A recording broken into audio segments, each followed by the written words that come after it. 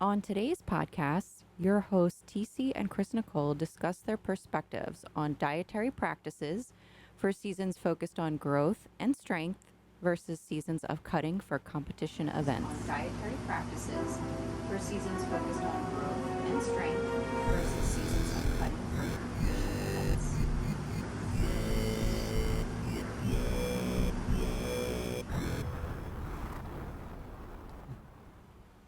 All right, and we are back, and we are dedicating this podcast for all of our clients that are dieting, including TC. No, I think it's time we talk about some nutrition. We've talked a lot about training, and nutrition is such an important aspect of an athlete's life. So I'm glad we're going to take some time to kind of muddle through this. Yeah, especially since I think a lot of athletes kind of don't place as much weight on their nutrition as they should. They think a lot about what they're doing in the gym on a daily basis. They're thinking about what muscle they're going to work that day. But I think that it kind of ends there. So, Yeah, and I think intentionality, both in like the intro said, the dieting phase and the improvement season, because it's different. they're very different. Yeah. And TC and I have been on opposite ends of the spectrum this entire year. So I started dieting this year and got to watch TC eat ice cream. and now the roles are reversed. Mm-hmm. So I'm just pigging out every second I can. No, I'm just kidding. It's just been very interesting to be on opposite ends of the spectrum, be, courteous of the other person and what they're experiencing, especially when they're on low calories. Yeah. And I think that's a perspective we want to bring to the podcast as well, stuff that we've learned from our own experience. So Sure. Which is tough because not everyone has the benefit of having a partner who Yes. also does this, right? So what we've kind of learned is that your perspective, especially when you're dieting, is generally speaking skewed. Mhm. And something that I've kind of talked about with a lot of our athletes, definitely with you, is that our emotions lie to us, right? And especially as athletes trying to reach for something, like trying to push your body to the absolute limit, your brain is going necessarily, it's a safety mechanism. It's going to try to like kind of throttle you back a little bit, So I think it's important. Like, I think that's an important aspect to remember. And when you're dieting, when you're in a long dieting season, your body is perpetually trying to get you to eat more food. It's perpetually trying to give you these signals of, hey man, I'm hungry. We need more food than this. We're wasting away, but that's what you want, right? Exactly. So Yeah. And I think that, we'll discuss some strategies for bodybuilding. I think there's a heavy nutrition component for bodybuilding, but also there's nutrition aspects for powerlifting and strength sports as well, because there is, making weight for competitions, and then also just like managing your overall nutrition for performance in the gym. So yes, and macro timing, I think, is really Yes. important for powerlifters.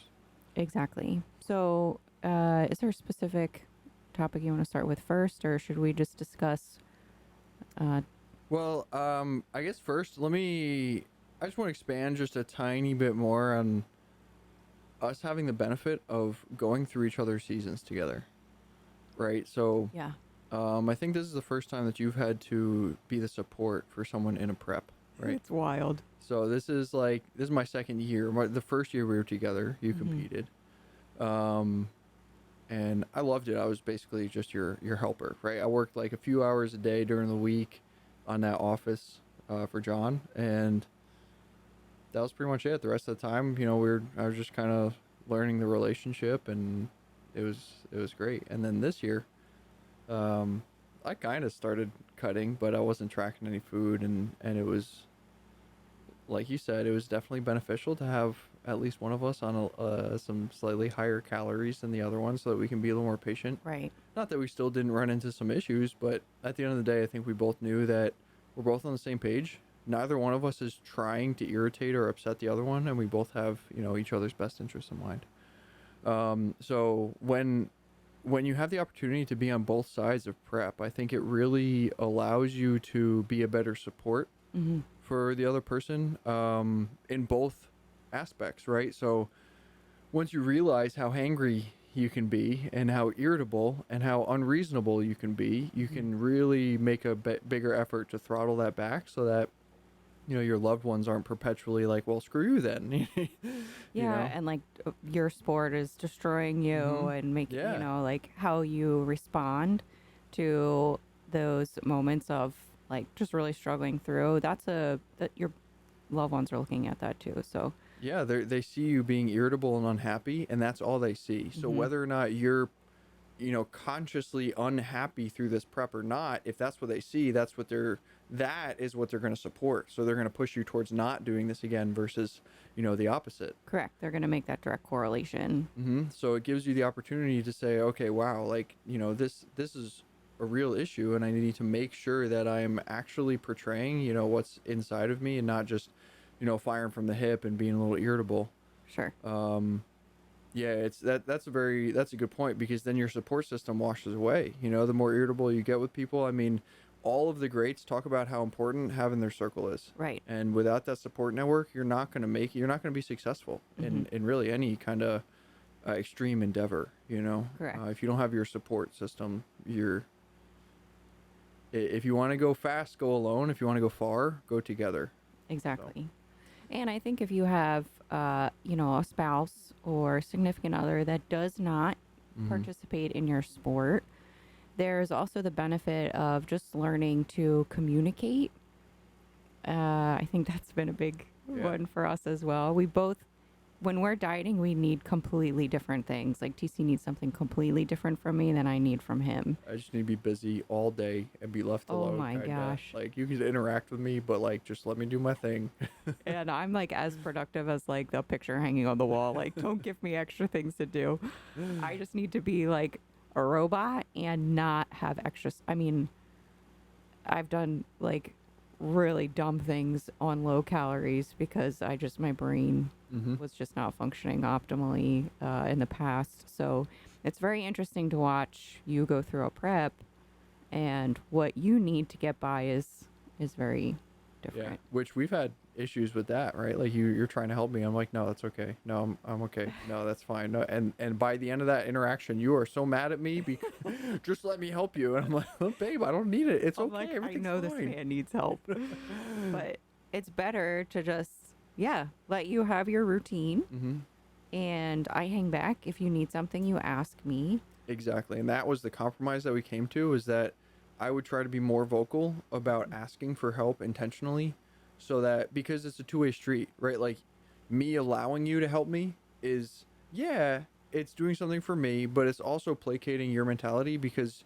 you're my partner and you Right. want to be there to support me. And Correct. if you're just perpetually irritable and just in a perpetually leave me alone mood, you're unintentionally maybe, but you're pushing people away from you, and you're pushing the people who want to help you away from you.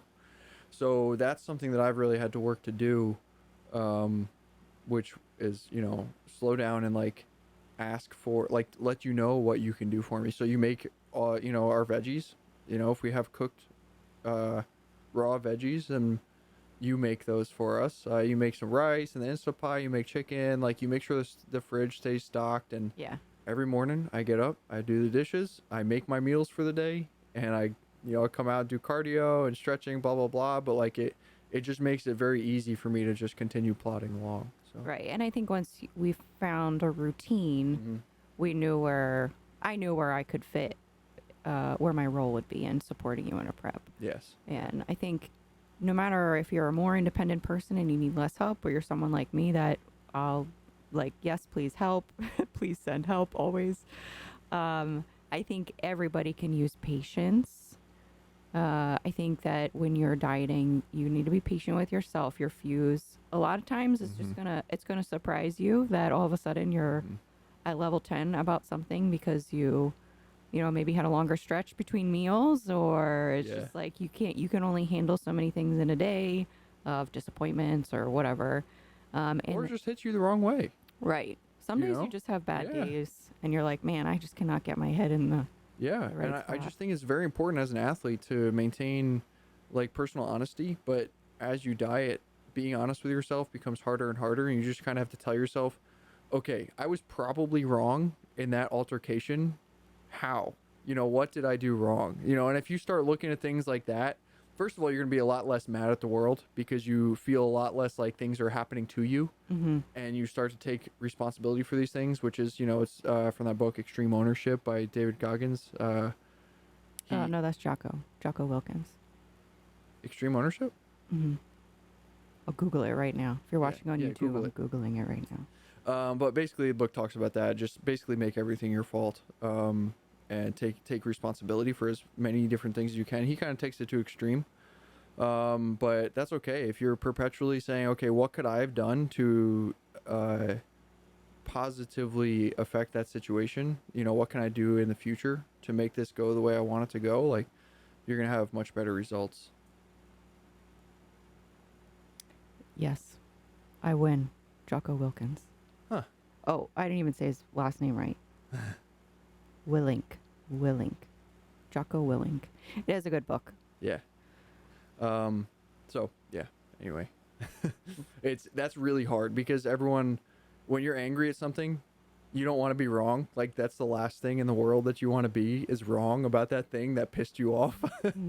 And really, what takes it even one step further is you having to be the one to tell yourself that you're wrong. Right. And it's just really difficult. But it makes for progress as a human being, I think, and definitely progress as an athlete, because the more honest you can be with yourself as an athlete, the more honest you're going to be able to be in other places like nutrition, in the gym, with posing. Are you actually doing, your cardio at the right intensity? Are you actually pushing as hard as you can? Like, all these little things, just being honest with yourself, it's across the board kind of thing for an athlete.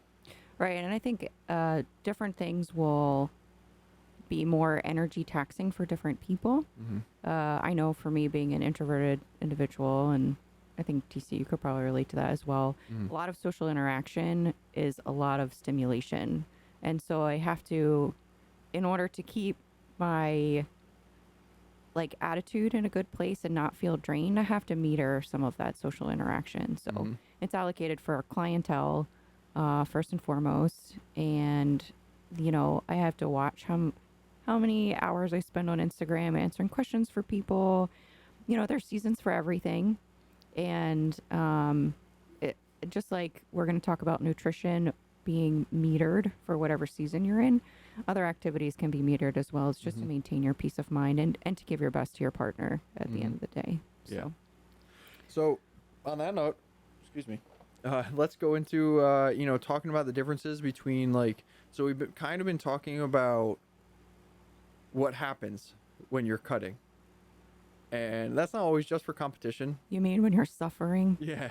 When your calories are restricted, whether you're cutting for a bodybuilding show, a powerlifting meet, a sports match that has weight classes, or beach season, it doesn't really matter. You can have a lot of these same symptoms that we've been talking about, the irritability, being hangry. That's what it's called, hangry. Yeah, maybe a little bit of depression. So let's talk about some of the strategies that you have implemented in your competition season to help with satiety and hunger and appetite and irritability and etc. Yeah, so when I was dieting this year, it made some big changes that I think were extremely helpful. The first thing I did was I was very specific about when I started eating for the day. So I kind of tried to stave off as much of my first meal. I try to push it back as much into the day as I possibly could. It prolonged my fasting window from sleep, but also I had stuff to do in the morning. I had cardio to do. I had, client check-ins to do. I had plenty of work. So, caffeine is also an appetite suppressant. So I would go do my cardio. I'd come back, try and have some caffeine just to be more alert for my clients, focus on them. And then I would sit down and have a meal. And what time? So anywhere from 10 a.m. to sometimes, some days it was 11. It kind of depended on how I was feeling. So around that time, and then immediately after I'd have that meal, protein, carbs, a little bit of fat, I would head to the gym. So I was really trying to put the majority of my activity in the beginning of the day because that's when your cortisol is supposed to be the highest. That's when you're supposed to have the most energy. So I was trying to like put as many things that required the most out of me in the beginning of the day. And Dealing with your boyfriend. oh my you gosh, slow down. he's for 2 way, seconds? way too alert in the morning. We're the opposite in the morning, just Yeah. so you know, guys.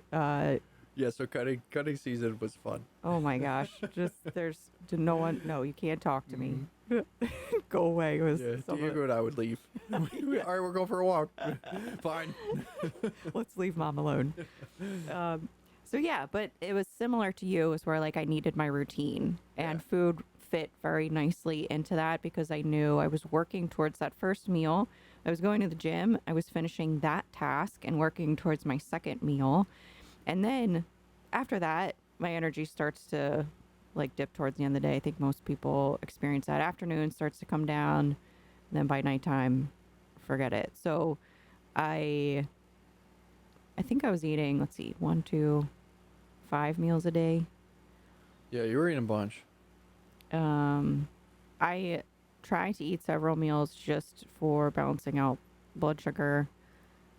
And protein intake. Yeah, Yeah. having, protein consistently throughout the day. But like I said, I'd work a regular work day, and then I would make sure that I had a meal at the end of the day that I enjoyed, because one, I was finally like sitting down and I wasn't distracted by my tasks that I had to complete, and I wanted to have a reward at the end of the day for getting everything done. So there's that reward factor of I love this meal, this last meal, and I would even allow myself to have some type of dessert, whether sometimes it was literally 2 rice cakes and a couple grams of peanut butter, but I'd have it with a nice tea that I enjoyed at night, or like a hot drink with some magnesium, just something that I was sitting down and treating myself to and feeling like being able to unplug. So the Mm-hmm. mental aspect behind nutrition is super important. Oh yeah, 100%.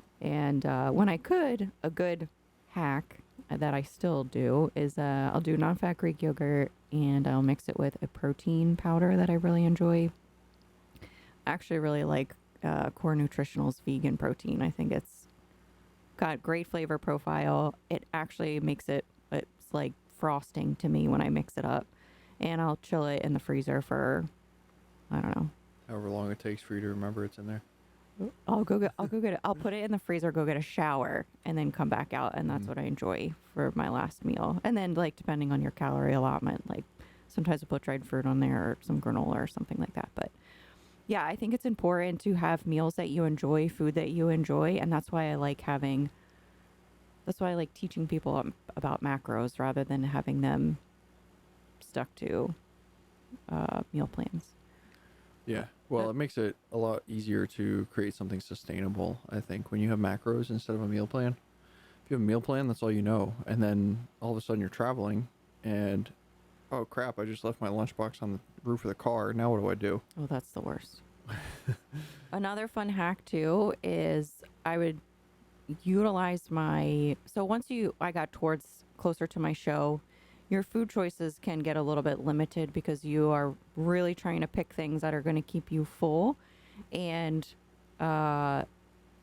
separating like fats, carbs, and protein allows for like more food volume. Mhm. So for fats, I would actually buy a variety of almonds. TC found me some maple cinnamon almonds. I had cocoa almonds. There's blueberry ones that are really good. Yeah. And I even have raw almonds as well. And I actually had an ice cream, empty Tellini, I think it's Tellini ice cream container. And every morning I'd put it on the scale and I would weigh out, calculate what kind of blend of almonds I was going to have that day. Then if I ever get to a point where I was like, I need to just snack on something, I had this container of almonds with me and I could just literally eat a couple and then go about the rest of my day. So I wasn't so food focused. So that was a new thing I implemented this year that was helpful. Yeah, which I think that works really well. I mean, those are a little more calorie dense than some other options, Yeah, but they have some carbs in them. yeah, but they fit your macros and they give you that crunchiness for Hmm. the to help satiate, because hunger isn't just it's about the hormone, the ghrelin response, and actually feeling hungry, but there's also the fact of like actually doing something with your mouth and ingesting something and that kind of psychology that can help kind of hold you over until your next meal. So, Yeah. And it was fun to just find different flavors. And then yeah. if you can make it as, if you choose almonds that have less carbs in them, you mix a little bit more of the raw, like unflavored almonds in them. You have a little bit more carbs for your oatmeal or your post Hmm. workout or whatever. So, For whatever's going to make this season bearable, yes. right? Because that's what it's about, sustainability. Yeah, exactly. So my diet I have a lot of similarities to Mm-hmm. your prep season. I think my diet's probably a little more bland than yours. Mm-hmm. He's a Um, machine. yeah, it is what it is at this point. We're going for efficiency, not comfort. Yeah. Yeah. Um, so I do the same thing. I push my meal time off. So I get up. Like I said, do the dishes. I make my meals for the day. I start my day out with a BCAA drink. Mm-hmm. So your body has something called the leucine threshold, where theoretically you have to ingest like over 2 grams of leucine before your protein synthesis is going to start. Otherwise, you're probably going to be in a more of a catabolic state where your proteins are being broken down and used for energy. So I start my day off with a serving of BCAAs. I love core nutritionals because they have the beta alanine and I think they have citrulline in there as well. So the addition of Oh. those two things is really nice. I like that for my cardio too. Mm-hmm. It was like a nice, you get to taste something before you. Yeah, well, and it also gives you, obviously the amino acids, but then, that small blood sugar spike. So, like, it can, similar to like you were talking about caffeine earlier, it can kind of stave off your hunger a little bit, Yes. Yeah.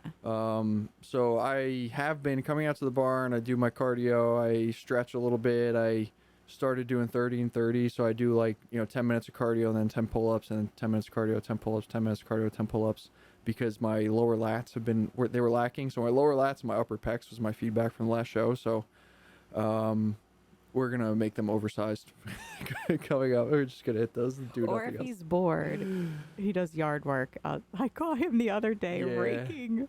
Yeah, I didn't feel like walking on the treadmill, so I had cut down a bunch of like tall weed type plants with Yeah, a I hedge posted on trimmer. Instagram. People got a kick out of it. The Yeah. weeds were like double the size of TC. Yeah. So, But anyhow, side tangent. Keep going. so then I come in the office, I answer emails, I do desk work until like 10 o'clock. I go inside, I get my first meal, I come back out here. Then usually at that point I'll start reading. Either I'll go in and talk to Chris first thing in the morning. That's usually what happens. Is I heat up my food, I go in there and we talk for like half hour, 45 minutes. By that time, I'm awake. It's okay. Yeah. So after 10, it's okay. Yeah. So yeah, we talk about the day. I come back out, I work out, I go back in, I get my food, and I bring my food back out to the barn to eat my post-workout meal. And this is when I start some studying work. So right now I'm trying to finish up this physique and something coach, whatever, the physique enhancement coach, basically. Mm-hmm. Maybe it's physique and bodybuilding coach, whatever they call it. It's PBC certification. So trying to finish that up. So I like to read and eat to kind of save some time. And then depending on how hot it is, I use the time between my post-workout meal and my third meal of the day. I either continue reading or doing other research for, raw powerlifting and, Mm-hmm. making emails for that kind of stuff, reaching out to sponsors and stuff. Doing stuff like that, or if it's not too hot, I'll go outside and do yard work. I love being outside. The other benefit to that, so I was listening to a podcast by Dr. Huberman the other day, and he was talking about appetite and how to control your appetite with hormones and food and hunger and this, that, and the other. And he mentioned that UV rays actually have the potential to decrease appetite, but only when absorbed through your eye holes. Your eye holes. Your eye holes. Okay, now that's out there for everybody. You gotta go right in your eye holes. That's what we call them, eye holes. But yeah, so you have to, like, you don't want to wear blue light blockers during the day. You want to get outside, and you want to you don't ideally not wearing sunglasses either. Now, obviously, if it's too bright, too much exposure to the sun is bad for your eyes, but just a little bit of UV exposure to your eyes, and you can get some appetite suppressing effects. And sometimes I can make it all the way up until like 6:30 before I eat my last meal, which, for better or worse, because then at that point I have to eat my last meal at 8. Yeah. So you try to space it out, and then you have a protein shake at 9. So now the protein at the tail end of the day is kind of getting a little jumbled. You want to stretch it out a little more. Again, because of that leucine threshold, and because of how your body is perpetually in a state of building and breaking down amino acids. Okay, so your goal is to minimize the breakdown of amino acids and to maximize the building of amino acids. And the way you do that is to make sure that your body's properly fed throughout the day. So that's why we have meal timing, and that's why we try to eat. That's where the whole thing came about, eating more smaller meals throughout the day instead of eating like 1 or 2 big meals. So sometimes my meals can kind of get a little jumbled, but it's working for me now because it's my mind is occupied. I'm staying busy. I'm not completely focused on food, and it's making this season sustainable for me, especially because I've decided that I want to make my diet as efficient as possible for progress versus comfort. Like, I would much prefer to have all my carbs right before I go to bed.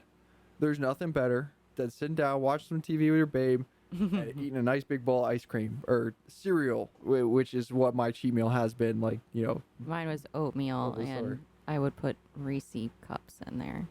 I would make a protein shake and make a bowl of cereal. Yeah. So whatever your dessert looks like, that's obviously more fun. But because we wanted to maximize insulin response, we wanted to maximize growth hormone production, we wanted to maximize testosterone production, which we'll kind of go into detail on that. We decided to have more of our carbohydrates around my workout time and less of them towards the end of the day. So, well, since we're on that topic of carb, because we had someone ask us a very good question about like meal timing, and I would agree. I think that carbohydrate intake before bed may not have all of the benefits that you would. Large amount of carbohydrate intake. Yeah. But I also believe wholeheartedly in the psychology of like what you need to keep going, because a lot of times people start snacking at night. Yep. And sun goes down. Right. And they're like, I am hungry. The day is done. I need that reward. So for me to stay on my meal plan, it was helpful for me to allocate some carbs as my last meal before bed, because it was something I could look forward to and something that I knew, like, okay, like I didn't take them from before my workout and I didn't take them after my workout. I just designated an amount for kind of like my after dinner meal. Yes. And so I think that there's science for what works best for your body, but it's really, the individual is so important because our mentalities about food, it varies so widely for people. Well, it's also so multifaceted, right? Because if we want to take it one step further and talk about stress, if you're sitting there at night when you're supposed to be relaxing and getting ready for bed, and you're stressing out about how hungry you are, right, and wanting that one snack that's sitting on the shelf, that is increasing your cortisol level. You're not going to get as good sleep, and sleep is where you are supposed to be recovering. And if you're dieting, you're probably already not sleeping that well. So you have this cascade of effects, and like you said, it all goes back to the psychology. So we have to find ways that match the science for efficiency in the gym and progress building muscle and losing body fat, right, with what is going to be sustainable and what your sustainable long-term plan as an athlete is going to look like, because it's not going to be the exact same as someone else's, and that's okay. That's perfectly fine. Exactly. So, which, kind of talking about stress, that's another aspect of prep that, like, I think gets glossed over, and I don't want to go into too much detail about it right now because we're talking about diet here. Just know that stress in prep, you have to be very careful about your perceived stress. and you have to really take care of your mentality, especially when you're in a dieting season. And unless you have something to add, that's all I'll say about that right now. Yeah, that's going to be a whole other topic. Yes. Yeah. I'm reading a very we'll talk good about book. stress, building muscle, and stress. Yeah. In another podcast. But let's talk about this specific scenario where we had a person ask. They go through their work day. They end up at the gym at 6:30. They do their workout. What should they be eating prior to their lift? And should they be having a post-workout meal after their lift because it's later in the day? So do you want to? Yeah, sure. What we ended up, I think, like Chris said, this was a client who had this question for us just yesterday. And again, referring back to, I think it was actually that same podcast, Dr. Huberman talked about how a large blood sugar spike right before bed can have detrimental effects on growth hormone production. Right. So he also talked about, he kind of went into detail about how like growth hormone works and how it declines as you age. And he also explained some growth hormone production stimulators, but then he also described how manipulation through supplementation versus, exercise and just good biological practices, it seems to max out your growth hormone production no matter what. There is a ceiling, it seems like. Interesting. Okay. So our approach is going to be like food and performance first, right? We don't want to just load you up on supplements because then that's putting a whole bunch more load on your liver and kidneys.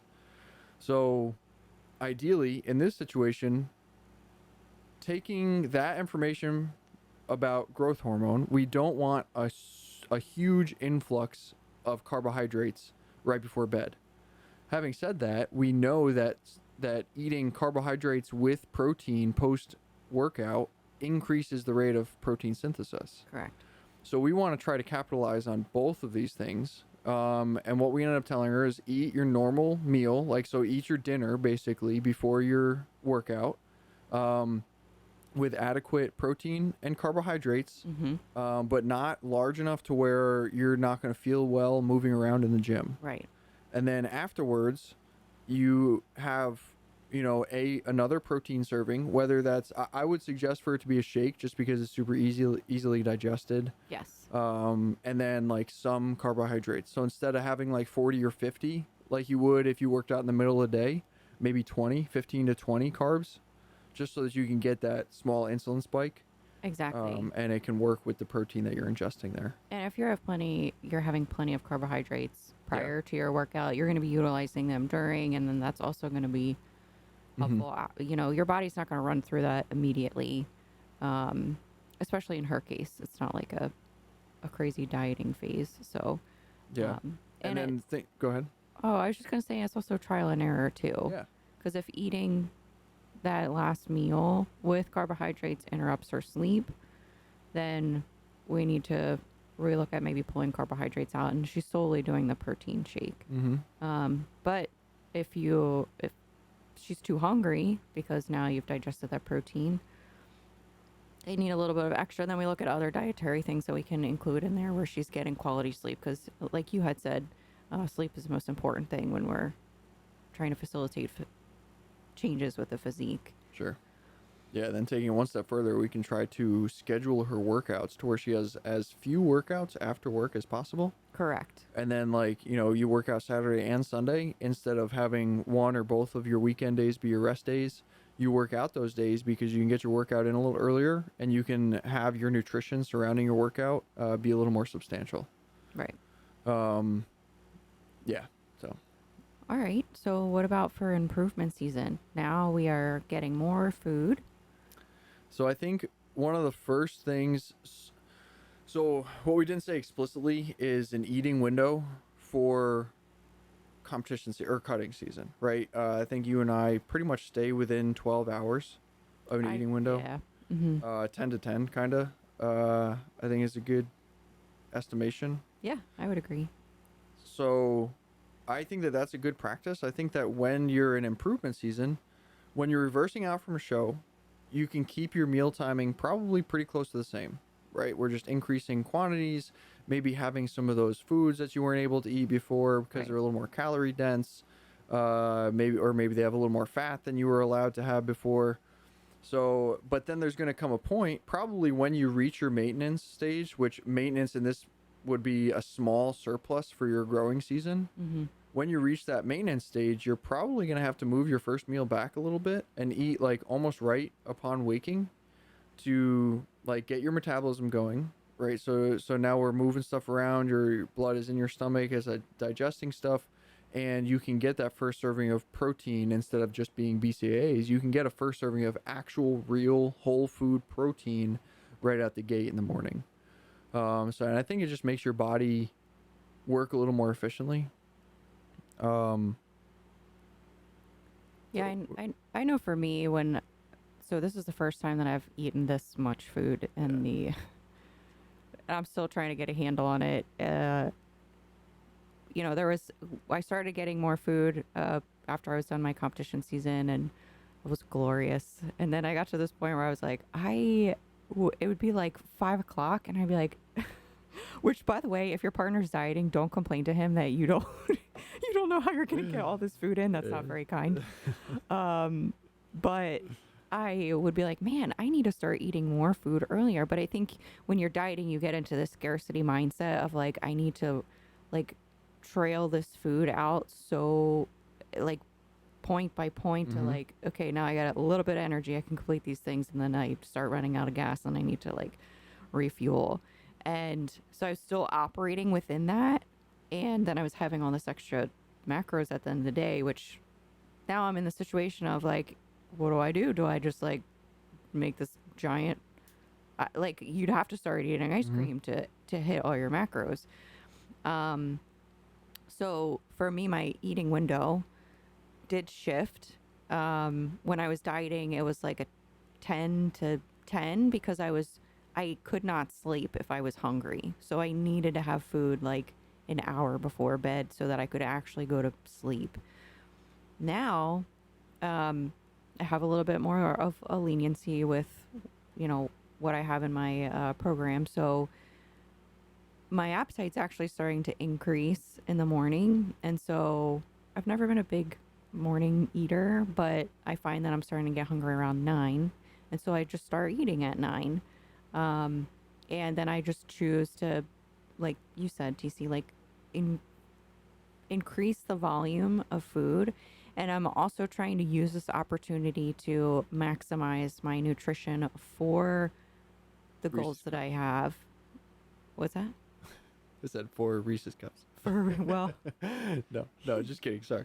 Keep going. no, I need to get big and strong, have big muscles like TC. So I am looking at my nutrition, and for the first time, I feel like I'm allowing myself to eat more before I go train. I'm having better training sessions. I'm coming home hungry, like really hungry because I'm training hard. And now I'm I'm in a position where I can eat a little bit more food. And then my before bed and dinner and those other like in between meals are not so large. Like I've been it's been I think more mentally challenging than anything to not feel like, oh my gosh, like I'm going to be hungry going to bed type of feeling. Because you're using up all your calories. Yeah. But I feel like I actually, because I'm training harder, I'm sleeping better. Yeah. And like I said, every season, I think you can learn something. So, yeah. Yeah. And also, I think another thing that's really important that we've tried to institute with our athletes going into an improvement season is a little bit more of a nutrition flexibility. So now is our time to capitalize on, going out with people, have a social life. Those couple weeks before a show, it's really hard to have a social life. Yeah. I know some people can do it. I'm not one of those people. But if you can be more comfortable being social, let's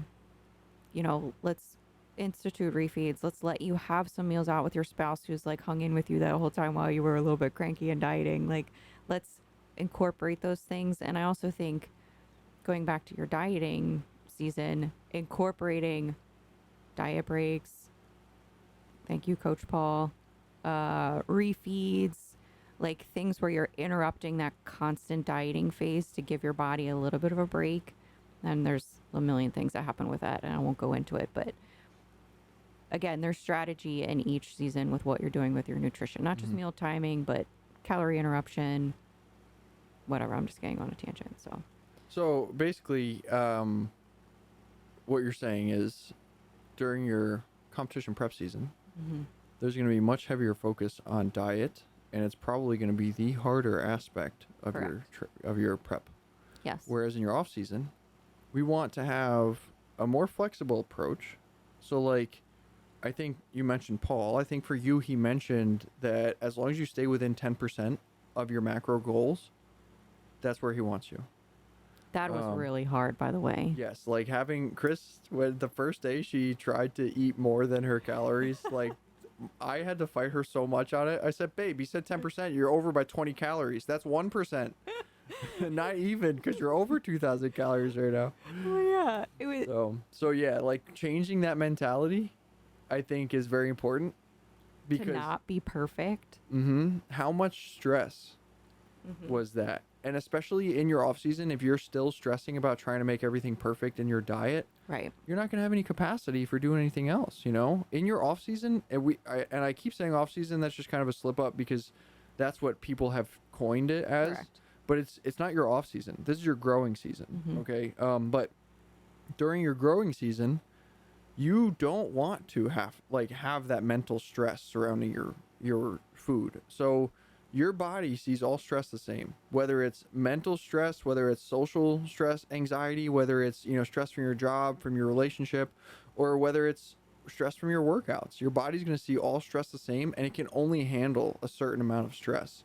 And your body is going to stay alive before it builds muscle, right? So if you're overstressed, you're not going to be able to build muscle, and that extra cortisol in your system is going to put it into a catabolic state. And it's going to be very, very, very difficult for you to build muscle.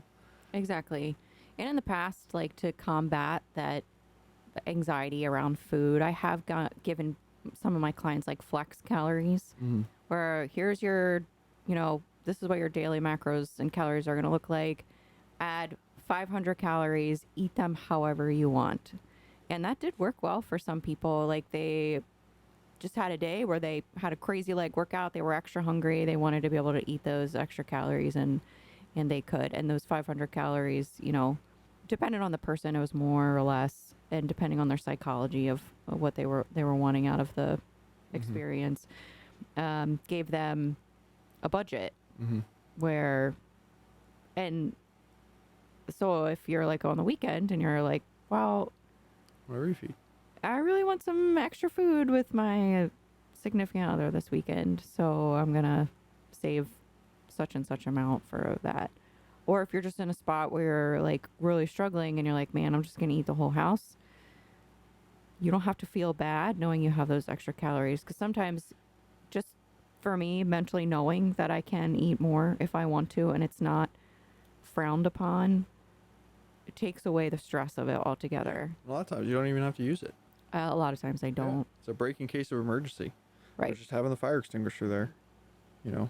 Yeah, so there's so much around surrounding food and your past experiences, and then what you bring into a dieting phase. You know, it all plays a role. So going back to like the growing season versus competition season, the mentality. So you were just talking about giving like a 500 kind of, like you said, flex account, so to speak, for dieting season. In dieting season, when your calories are low, you're going to have some bad workouts, right? You're not going to have great workouts. Yeah. Look at these akin to your days that you go out to eat with your spouse in your growing season. Okay, so it's now bear with me here. I'm getting a psychology. Bear with me. Let's hear it. So your bad workout days, it's a necessity when you're dieting. Your glycogen stores are low, your blood sugars are low, your hormones are low. You're not going to knock it out of the park every single time you go into the gym. Right.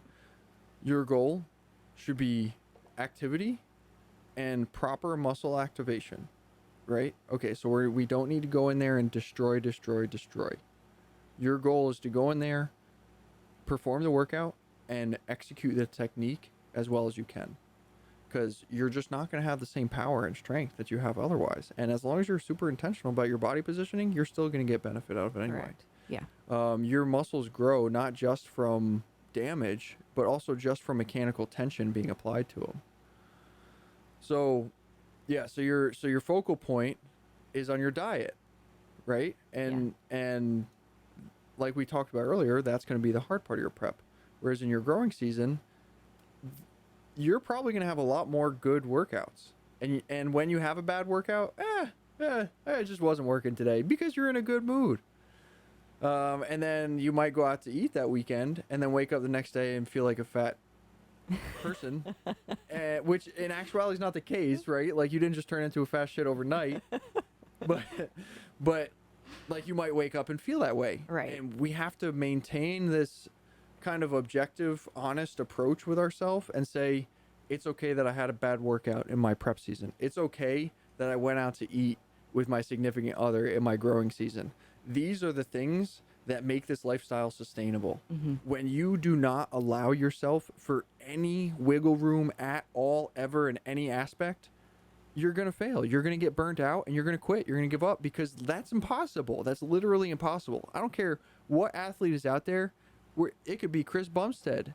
I guarantee you that he is not 100% on every single aspect of his life 100% of the time in his life. I will guarantee it. Yeah, no one is perfect, Mhm. and that's the chase of perfectionism. Mm-hmm. And again, now it goes back to cortisol and stress and stressing out about perfection, and eliminating that stress surrounding that perfection being beneficial to your overall muscular development, because now we don't have that extra stress surrounded being perfect. You're actually going to make better progress than when you were trying to be perfect.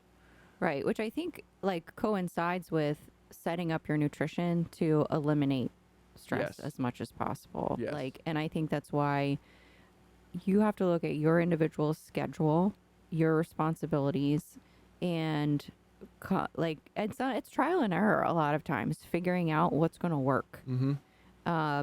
And there's nothing wrong, I think, with the monotony of finding what works for you, especially towards that tail end when stuff is just like low. Yeah.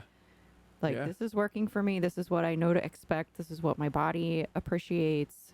And that's what I'm going to, it's a small speck in the timeline of your life. And sometimes you just need to put your head down and do that boring, monotonous stuff that works. Well, it gives you predictability for your own schedule, but it also gives your circle predictability. Exactly. For what to expect from and for you. And that's what we did is I asked TC, what are your meal times? Like, when are you eating? So that I know kind of what your schedule is like when your breaks are. And we try and stick to that as closely as possible.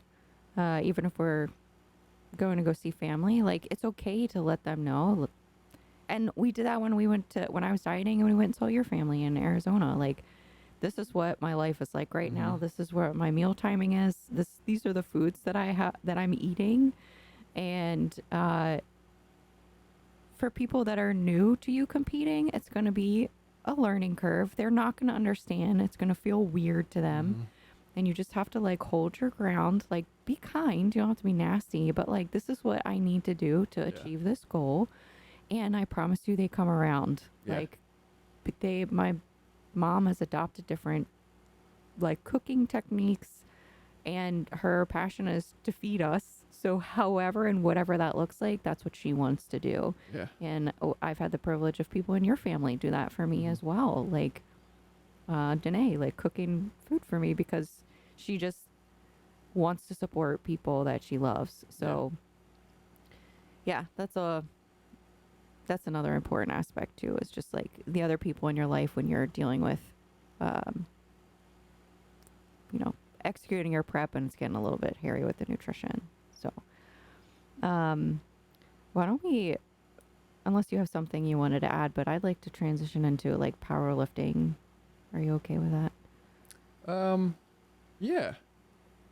I'm just curious. I'll ask you specific questions, because for physique sports, a lot of times there's these weeks on end where there's dieting and, depending on the coaching style, some calorie interruptions. But for powerlifting, tell us what the benefit is for those of us that don't know of dieting and why taking a specific approach to nutrition is beneficial for that sport. So I actually like that you use the term dieting, because your diet is just what you eat.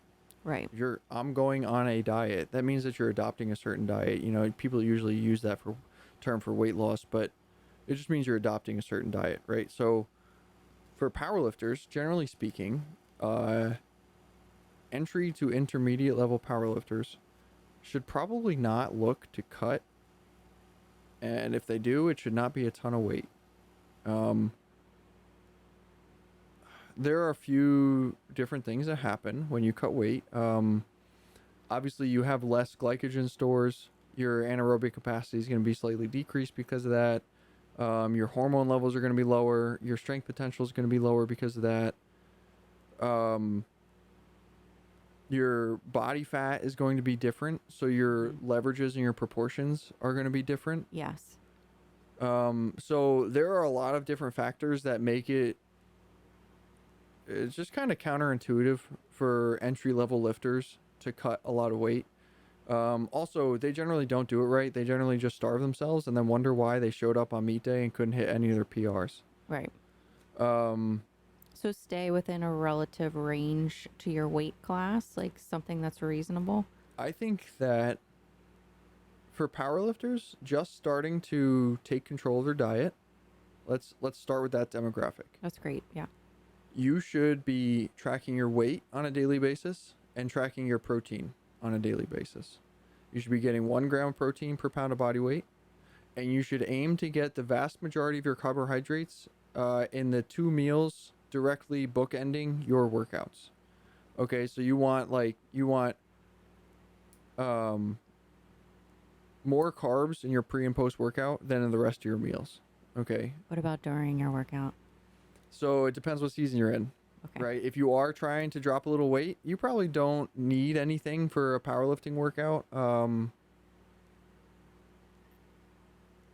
You probably don't necessarily need anything. Now, when I'm in my growing season, I always have fruit snacks with me. And if I didn't eat enough pre-workout meal, or if it was too far in advance and the carbs kind of left my bloodstream, if I get a blood sugar drop. You got stuck in traffic. Yep, get stuck in traffic, you get stressed out, and you have a little too much caffeine. Yeah. I'll have fruit snacks. It'll give me that blood sugar spike, the insulin. It all helps to like calm me back down, and allow me to continue my workout. So power. Yes. Fruit snacks. Yeah. So I always suggest my joke is any real powerlifter has fruit snacks in their bag. But he has a ton everywhere. Yep. They're in the cup holders of the car. They're in gym bags. I find them everywhere. Yeah. But it's just in case. Yeah. And you know what? The amount of times that someone's like, oh man, I don't feel too good. Right. And I was able to just pull out a pack of fruit snacks and toss it to them, and they immediately started feeling better. Man, what's in these fruit snacks? Blood sugar, man. Like we just gave you a little blood sugar. No, I'm just kidding. So yeah, Mott's out there with the best PEDs on the market, baby. Yeah, but easily digestible, so Yeah. your body responds quickly to it, and that's the point. Yes, and it gives you that kind of feedback from the eating loop that we were talking about earlier. Correct. It's not crunchy, but you're still chewing it. It's sweet. Yeah. So, So I like having fruit snacks. I will say that before I met you, I did not think about meal timing. I prepped for 2 powerlifting meets before I met you, and both times I cut weight. I cut about 20 to 30 pounds for each meet. And how long? Like 6 to 8 months. Okay. A long time. I would still gradually reduce my calories because I'm still training, and I want to progress. I don't want to stay stagnant or decrease. Sure. So I never starved myself to the point of performance decreases. Having said that, my last meet, I did a sauna cut. I was with you for that one and almost bombed out of it. That will be a topic for another conversation. But once I started tracking my food and paying attention to meal, like macro timing, when I first met you is when I started having like a bowl of cereal before my workout. I made so much progress that year in my power lifts. It's not even crazy. That's the year is 2020. That's the year I hit all of my current PRs. Now I hurt myself because I was an idiot and I didn't take deload. And your cereal was with a protein shake, by Yes. the way. Yes. Yeah, I would make a protein shake, pour That it was into my his milk. cereal, Yeah. and that was my pre-workout. Sometimes I'd have a post-workout meal, but yeah, that's generally my pre-workout So you meal. saw a benefit of meal timing. Mm-hmm. And using specific stuff, right? Cereal and protein is going to be pretty quick. Mm-hmm. So like that's why I would have that before my workout, so that I get that blood sugar spike, so that I get all those amino acids in the bloodstream, so I get the benefit of that food. Um, yeah, so I can get the benefit of that. Blah blah blah. Great. Sorry. Yeah. So, I mean, either sport you should be eating for performance because both things are like your training is important to your end goal for both things. Yeah, and there's just so many aspects. There's so many biological aspects of nutrition and exercise that have an effect on your hormone levels and therefore your muscle growth potential, that it is just so silly to not pay attention to these things. And I know that not every powerlifter wants to have chiseled abs, Yeah. Yeah. but I guarantee you, if you pay attention to your diet, you will notice performance increases. You will, 100%. There's absolutely zero doubt in my mind. I don't care if you're on PEDs. I don't care if you're a natural lifter. I don't care if you just started lifting yesterday. I don't care if you've been lifting for the past 30 to 50 years. If you haven't been paying attention to your diet and you start paying attention to your protein intake and your carbohydrate macro timing, Mm-hmm. you will notice marked performance increases in your power lifts. That's great. Yeah. And then what happens is everyone accuses you of being on drugs because they can't understand why you're actually making progress and they're not. Yeah. And they're doing this from the booth in McDonald's that they go to after they just worked out. Okay. Yeah. So, which kind of brings me to the last bullet point I had on my paper is the ingredients that you're ingesting. Yes. So, in your competition season, let me back up. A lot of processed foods, any processed food will have some sort of inflammatory ingredient in it. If it's processed, it will have something that will produce some level of inflammation in anyone's body.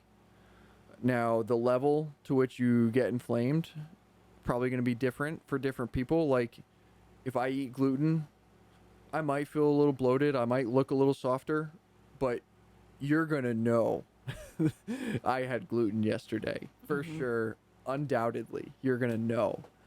So these inflammation responses might be kind of different from person to person, but that's kind of why we start cutting out. Well, that's not the only reason. Food volume is the other reason, but that's one of the reasons we start cutting out these processed, or we start suggesting to athletes that they start cutting out these processed foods. I had a refeed, I think 2 weeks ago, and I had not been eating fruit snacks. No, it was this past weekend, because then I told you I look soft this week. And I don't know if it was from dehydration or from the sugar that I had this weekend, but I had fruit snacks this weekend. I think I know what it was from. So, but yeah, I mean, there's so many variables, and that's just one more reason as to why you want to keep things the same when you start coming up on your show day. So I'm 3 weeks out this weekend, and I eat the same exact thing every day, with the exception of like veggies. You know, if I grab this bag of frozen veggies for this meal today and I grab that bag tomorrow, that's like the variety in my diet right now.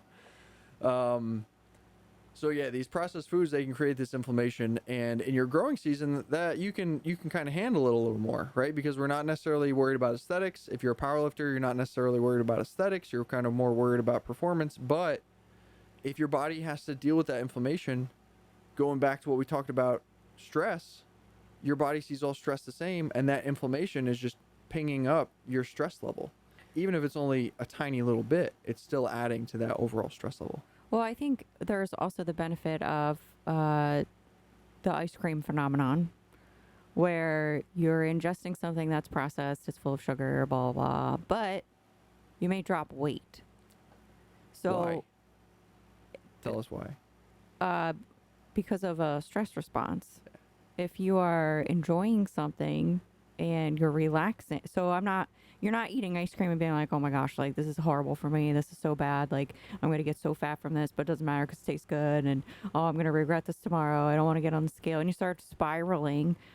You're not helping yourself. Like you're not really enjoying it. If you are actually taking that meal and ingesting it in a way where you know, yeah, you might not be like peeled lean tomorrow, but there's benefit to it as well. Like this happened to me multiple times where I'm lighter the next day. Yeah. Because you just were able to relax and let go for a night and just not stress. And I think if you're in an improvement season, it's important to realize that you don't have to look crispy every single day. Like you are there to eat food, and the excuse me, the visual of like when you're in a dieting season, the things that keep you going are those couple meals that you have and a couple good workouts you might have, and then mostly the aesthetic changes that you're seeing in the mirror. Okay, I'm looking like I got some abs. I'm looking like this today. I have a good pump in the gym. Like there's an aesthetic feedback, or for a lot of people, there's just scale number feedback. And when you're in improvement season, you have to shift. The scale and the aesthetics, they can't be your end all be all of you doing well, because then you'll start formulating your nutrition around an aesthetic feedback system. So like you should be enjoying your meal. Like there are some days where I'm like, I know that me eating this, I'm not going to look the best that I'm going to look tomorrow. But I'm also not like going balls to the walls and just like, I don't care about anything. It's all about, I think, balance and your approach to food. So, and also realize, like, I look at bodies constantly. Physique coaches look at bodies. They're supposed to be developing an eye towards changes within the physique, and it's not just nutrition that's going to change the look of your physique. Like TC hit the number one culprit that I see with people is cortisol. If they are stressed out, their body looks stressed out. They wear it. So we can get all kinds of tangled up in what foods make me look good and don't look good, and sometimes it's just a matter of taking a step back and what is helping me get to my end goal, what's digesting well, because your gut will tell you a lot too, and focusing on foods that are just that are helping you feel your best, which is going to eliminate stress altogether. Yeah. And maintaining your proper mentality, just like you said. Yeah. You know, and the other aspect is sometimes we see these watery physiques and people don't tell us that they're under a lot of stress. You know, they don't tell us that, I'm going through a divorce. I'm about to get fired. My kid just got suspended from school. Yeah. So, like, you need to tell your coach about these lifestyle factors, because otherwise we're going to see, well, you're still looking soft, so we're going to cut your calories more, which is just going to put more stress on your body. Whereas if we know that you're stressed out, okay, hold strong. I'm going to take away one of your workout days. I'm going to give you another active recovery day to kind of take some mental space and deal with this and bring yourself back to a baseline. And then we're going to hit it hard and keep on trucking and see what you look like next week. So the overall end result is less communication, less effective. More communication, more effective. So just communicate with your coaches and understand that bodybuilding, the term bodybuilding is a lifestyle. You know, I'm sure everyone's heard that, but I think that some people don't necessarily understand what it actually means. It doesn't just mean, oh, I love bodybuilding, I want to look really good. And that's not necessarily what it means. What it means is that your entire life, every single day, revolves around your physique goal. And if you want to be at the top, right? That's the kind of athlete that we like to cater to, right? Because that's kind of who we are. We have an elite approach mentality. If we're going to do something, we're going to do it literally as well as possible. You give me the prescription, that's exactly what I'm going to do. So whether it's bodybuilding or powerlifting, like, you need to do everything possible to make sure that you're going to make it to the top. And just like you said, you need to pick things and make decisions that are bringing you closer to your goals on a regular basis. And that's not always going to look like one more rep or one more set. Mm-hmm. Sometimes it's going to look like not going to the gym because you're so stressed out. Like, that is not going to be beneficial for you. Right. So we need to be intelligent. We need to be intentional. And we need to really make sure that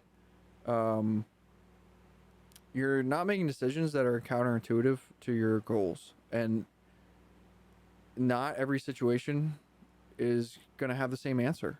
And that's okay.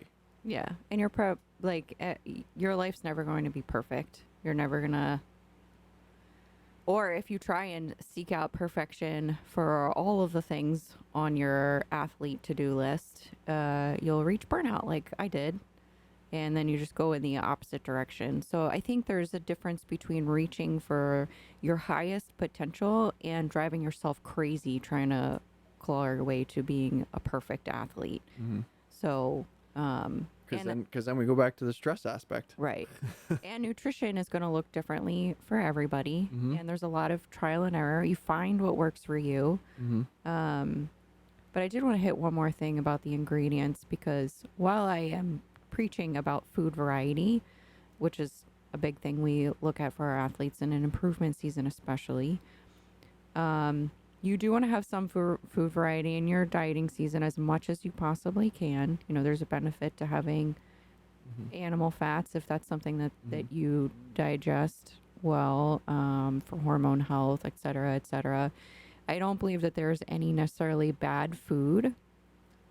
The one thing I caution people against is making sure that they are not overdoing these extra ingredients, because there's a reason why your body cannot digest something. It's not meant for you to digest it. I am a big advocate for diet foods need to go. I don't like bars that say, you know, they're full of erythritol, they're full of sugar alcohols. Like, it literally like blows up your digestive system. Yeah. I'm not against protein bars, but me personally, I'd rather have protein bars with sugar in them than sweeteners. Yeah, for sure. And that's not to like say that we should be just eating all sugar, but my point is that read your food ingredient list. Be educated about what things are and how it's affecting the body. And we'll try and do, you know, more content where we discuss specific things that we know disrupt gut lining, that affect brain health, even stuff like that. But if there's anything that I could say is whole foods are just a safe way to go about taking care of your body. Yeah. So actually I brought up the processed foods and I started talking about the processed foods in competition season, but the point I wanted to make was that, like you said, there are no good and bad foods. And in your off season, there are going to be foods that you want in your competition season that you should have in your growing season. You know, like even though it's processed, even though it might have these sugar alcohols, like, go ahead and treat yourself every once in a while, okay? Again, life is about balance. So having said that, going back to Huberman one more time. Which actually, this is not the first time we've heard that. It's just this is the most recent time that I've heard this particular thing. But people, they've done studies where how do I want to start this? They've basically done studies where they've given people foods that those certain people, they either viewed these foods as good or bad, and then they viewed the inflammation response or yes, you know, your response in your body, and regardless of what the food was, if they thought it was good, it had a good response, and if they thought it was bad, it had a bad response. Now, taking that one step further, there was a study where they numbed the taste buds in these people's mouths, and they gave them one of two protein smoothies, shakes. Yeah. And they told one group, this is a health smoothie, it's protein smoothie, low calorie, it only has like 200 calories, enjoy. They told the other people that this has, you know, this is a nice decadent smoothie, it has 6, 7, 8, 9. Actually, this one they didn't numb the taste buds. I've heard this. Yeah, they didn't numb the taste buds. But they then recorded the feelings of satiety following the ingestion of this drink, like how full you feel.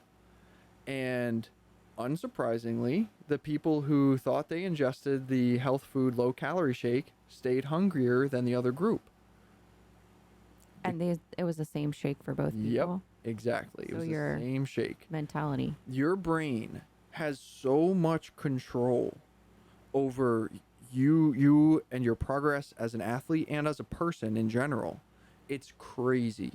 And you and I were talking about this the other day. If you look at the greats in the sport, Chris Bumstead, Laura Lee, look at their demeanor. Oh my gosh. They're so relaxed. Everything's okay. There's no stress. And they make tons and tons of progress because they don't have that excess cortisol response in their body. And on the other end of the spectrum, Chris Nicole. Who's still making progress, but She could be making more. Yep, convinces herself her glutes aren't growing, which that's another study. You know, they gave some people steroids, some people not steroids, blah, blah, blah. And they've, again, whatever they told these people they were taking, that's the response that they got. They could be taking a placebo. If you told them they're taking steroids, they're going to grow muscle. And vice versa is the same way. If they're taking steroids, you tell them it's a placebo, they're not going to grow muscle. It's so crazy the amount of control your brain has over these things. Yeah, the psychology of sports is insane. Yeah. Mm-hmm. So after this entire discussion about eating and, you know, growing season versus cutting season, we just need you to understand that you have more control over your progress than you believe. Mm-hmm. If you believe you're a hard gainer, you're right. If you believe that this growing season you're going to put on 10 pounds of muscle, okay, you may not put on 10 pounds of muscle. It depends what you're taking, but like you'll grow more than if you believe you're a hard gainer. Is the point I'm trying to make. I'm being very hyperbolic, but well, if anything, too, your mindset can limit you. Yeah, exactly. Yeah, don't be the one to hold yourself back. Yeah, so if you do have trouble putting muscle on because you're, you know, an ectomorph, don't let your your mindset slow it down even more. Yep, I tell Chris, not all the time. I was about to say all the time. Every day. I've told her often that I'm a 1,000-pound deadlifter. Yes. I haven't pulled more than 805. Okay, but I know that this body is capable of doing that, and it will one day. I know it. I know it for absolute 100% fact. And you know what? I might be wrong. Let's do this. I'll gain 1,000 pounds, and you could pick me up. No, you tried that. We already tried that. I did try. Yeah. Not 1,000 pounds, guys. No, I bet her that she couldn't get to 150. And to this day, she argues with me. She says I basically did. I tried. That was a whole other mental thing where I was like freaking out about the scale in another season and time in my life. And so we were again trying to change perspective. Instead of thinking about not gaining weight, I tried to gain weight. Which, by the way, as a bikini competitor, unless you're very tall, you probably don't want to be 150 pounds off season. But no, I mean, to each their own. Yeah, we were just dealing with like mentality, and there's chapters in life for everything. And just because this one person does something, it doesn't mean you should or should not do it. You should figure out why they did that thing before you decide to adopt it for yourself or not. Okay, I'm just gonna put that out there. Yeah. So. The psychology of sports, nutrition. Yeah, we'll probably go into that a little more in detail on the podcast, but I just feel like it's such a broad topic, and it covers any topic that we can choose to do on this podcast can have a psychology aspect to it. So I almost feel like there's just going to be psychology talk in a lot of these different podcasts about a lot of these different things. So just be prepared. But yeah, I think that pretty much wraps up what we want to talk about nutrition. I think we hit most of our key points there. So, I mean, I think with anything, there's a lot of variability. So take inventory. I mean, if there's strategies that we shared that work well, you know, you want to implement and work well, try it out. But that doesn't mean that that's the end all be all. We're not saying you need to live our eating schedule. Yeah, because or else. there is no, you need to do this. Exactly. And I think just there's variability in everything. There's variability in what your physique should look like in each season, how you set up your nutrition. But I think hands down, the one thing that comes to mind is we can all benefit from our perspective on nutrition, our perspective on our seasons and just continuing to work on an advanced athlete mentality if we want to progress. So, I love it. do you want to take us out? Yep. What's our motto? Go for it. And as always, just a reminder, work hard, stay humble, stay hungry, and train reckless.